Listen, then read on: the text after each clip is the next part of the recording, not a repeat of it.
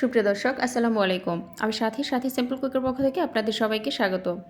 আজকে আমি আপনাদের সাথে শেয়ার করছি পাতলা ডালের রেসিপিটা। এই ডালটা কম বেশি সবাই রান্না করতে পারে, তবুও আমি বাসায় রান্না করলাম, তাই আপনাদের সাথে শেয়ার করছি। চলুন তাহলে দেখে নেওয়া যাক মূল রেসিপিটি। পাতলা ডাল রান্নার জন্য এখানে আমি 1 কাপ ডাল নিয়েছি, সুন্দরভাবে ধুয়ে নিয়েছি।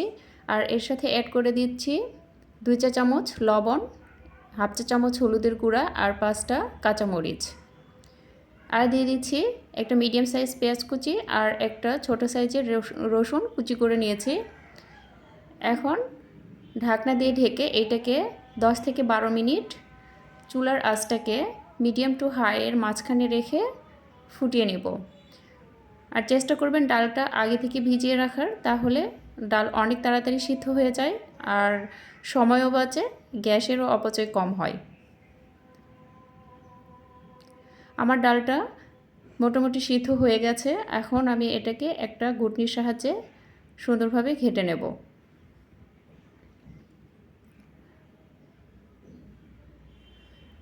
আমি ডালটাকে একদম মিহি করে ঘাটবো না, একটু গোটা গোটা রাখবো। আপনারা চাইলে একদম মিহি করে ঘেটে নিতে পারেন, আবার একটু গোটা গোটাই ভালো লাগে, আমি সেই জন্য একটু গোটা করে ঘেটে নিচ্ছি। এই যে এরকম।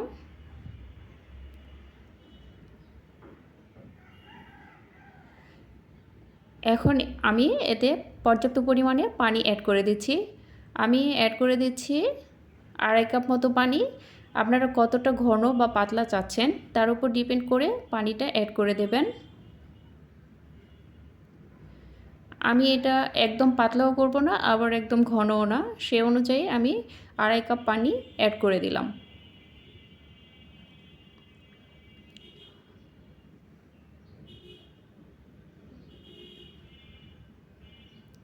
এই যে এরকম। এটাকে যখন আরও 3 থেকে 4 মিনিট জাল করে নেব, এর ঘনত্বটা আরেকটু বেড়ে যাবে, তাই আমি একটু পাতলা রেখে এটাকে আরও জাল করে নেব। আর এই পর্যায়ে এসে দিয়ে দিচ্ছি 1 টেবিল চামচ মতো ধনেপাতা কুচি। আপনারা যদি টমেটো কুচি অ্যাড করতে চান তাহলে এই সময় এসে দিয়ে দিতে পারেন। এখন এটাকে ঢাকনা দিয়ে ঢেকে আমি আরও 3 থেকে 4 মিনিট জাল করে নেব।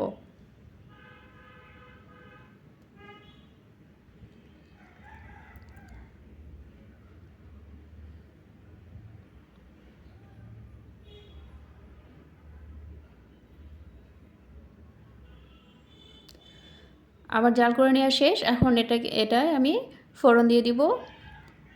আর এখানে একটি প্যান নিয়েছি, আর প্যানে দিয়ে দিচ্ছি 1 টেবিল চামচ সরিষার তেল। আর দিয়ে দিলাম পেঁয়াজ, একটা মিডিয়াম সাইজ আমি এভাবে কেটে নিয়েছি। ডালে এভাবে পেঁয়াজ কেটে নিলে সুন্দর দেখায়। আর নিয়ে নিয়েছি রসুন কুচি হাফ। এইটাকে হালকা নেড়ে চেড়ে আমি হালকা ব্রাউন কালার করে ভেজে নেব।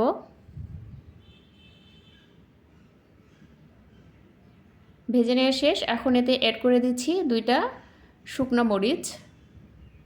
আপনারা চাইলে এটা দিতে পারেন, না চাইলে না দিতে পারেন।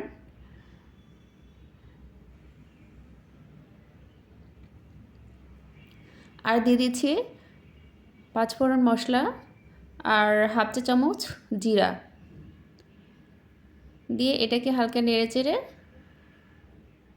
বলক ওঠা ওই ডালের সাথে আমি এটা অ্যাড করে দেব।